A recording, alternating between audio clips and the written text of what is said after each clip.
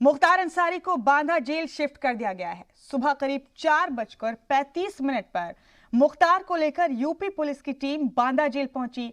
सख्त सिक्योरिटी के बीच मुख्तार को बांदा जेल लाया गया है। पहले मुख्तार को नॉर्मल जेल में रखा गया। मेडिकल की सारी रस्म पूरी करने के बाद मुख्तार को बैरक नंबर 15 में शिफ्ट कर दिया गया। आपको बता दें कि पंजाब की रोपड़ जेल से निकलने के बाद करीब 900 किलोमीटर का सफर 13.5 घंटे में तय करते हुए मुख्तार अंसारी को बांदा लाया गया।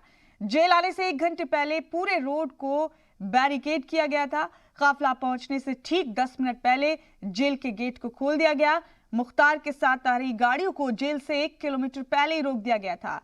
मिशन मुख्तार में शामिल टीम की क़यादत कर रहे सीईओ सत्यप्रकाश शर्मा ने बताया कि टीम के सभी साथी ज़हनी तौर पर तैयार थे। मुख्तार को लाने के लिए पहले से ही रूट तय था, जिसमें कोई तब्दीली नहीं की गई थी। रास्ते में कोई परेशानी नहीं आई है। जेल में मुख्तार के इलाज का भी इंतजाम किया गया।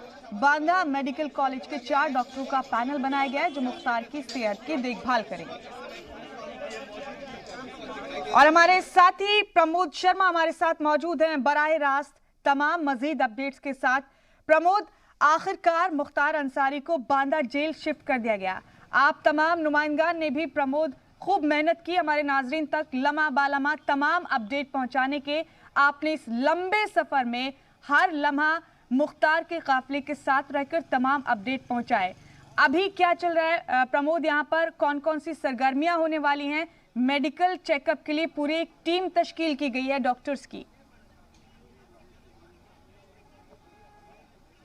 जी बिल्कुल, करीब 4:35 पर मुख्तार अंसारी को पंजाब की रोपड़ जेल से लाके यूपी की बांदा जेल में शिफ्ट कर दिया गया है। अब मुख्तार अंसारी का नया पता 1 नंबर जेल जो रोपड़ जेल में होता था, उसकी जगह 15 नंबर बैरक, जो कि जिसको तनाही सेल बोला जाता है, जो कि 2 सेल को मिला के 1 सेल बनाई गई है, ख़ास तौर पे तैयार की है, वो मुख्तार अंसारी का नया पता होगा और उसी में अकेला उसको रखा जाएगा।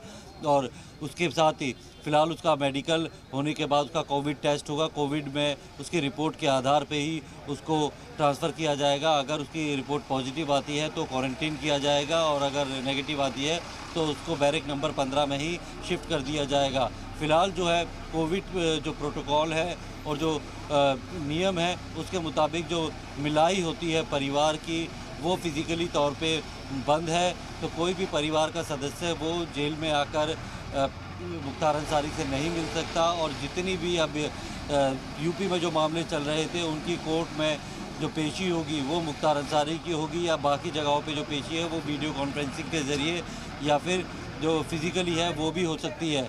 तो ये अब किस तरीके से मुख्तार अंसारी की सेहत को लेकर एक पूरा मेडिकल बोर्ड भी बनाया गया है, जो कि जो पूरी हेल्थ समरी है, जो मेडिकल समरी है, जो रोपड़ जेल से यूपी पुलिस अपने साथ ले आई थी, उसके बाद यहाँ पे डॉक्टर्स का चेकअप होगा और डॉक्टर्स को उसी के आधार पे, उनकी मेडिकल हेल्थ के आधार पे जो दवाई है प्रिस्क्राइब की जाएंगी और वही दवाई आगे कंटिन्यू रखी जाएंगी।